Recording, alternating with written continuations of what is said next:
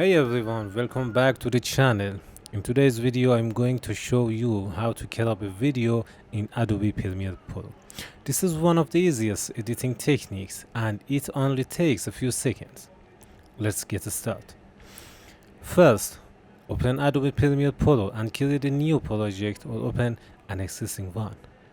Now import your video by going to File, then Import or simply drag and drop your footage into the project panel.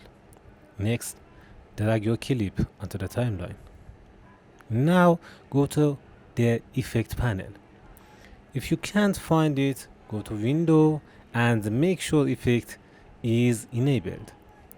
In the search box, type cut-up. You will see the cut-up effect under video effects and then transform.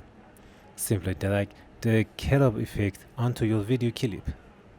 Now select your clip on the timeline and open the Effect Controls panel. Scroll down until you see the cut-up effects. Here you'll find 4 options: left, top, right, and bottom. Each option crops one side of your video.